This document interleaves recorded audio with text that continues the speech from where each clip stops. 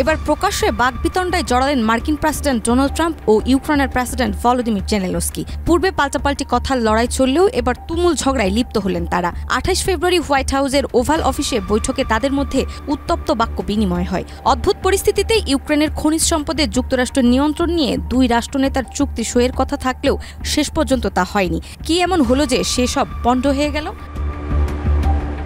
Trump প্রশাসন দায়িত্ব নেওয়ার পর থেকেই ইউক্রেনের প্রতি মার্কিন সহায়তা কমে গেছে। বৈঠকে ট্রাম্প জেলেনস্কিকে আক্রমণ করে বলেন, আপনার দেশকে হয় রাশিয়ার সঙ্গে চুক্তি করতে হবে, নইলে আমরা আপনাদের পাশে থাকব না। তিনি আরও অভিযোগ করেন জেলেনস্কি তৃতীয় বিশ্বযুদ্ধ নিয়ে জুয়া খেলছেন।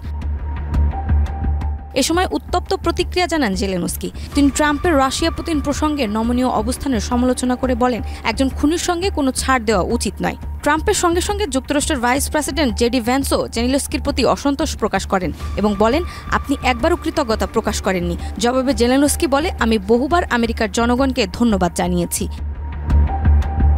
তীব্র বাকবিনিময়ের পর হোয়াইট হাউস থেকে যৌথ সংবাদ সম্মেলন বাতিল করা হয়। বৈঠক শেষে ট্রাম্প নিজের সামাজিক যোগাযোগ মাধ্যম ট্রুথ সোশ্যালে লেখেন, জেলেনস্কি যুক্তরাষ্ট্র ও ওভাল অফিসকে অসম্মান করেছে। তিনি আরও জানান, জেলেনস্কি যখন শান্তির জন্য প্রস্তুত হবেন তখন আবার হোয়াইট হাউসে আসতে পারেন। এখন দেখার পালা ট্রাম্প জেলেনস্কির দ্বন্দ্ব শেষ অবধি কোথায় গিয়ে থামে।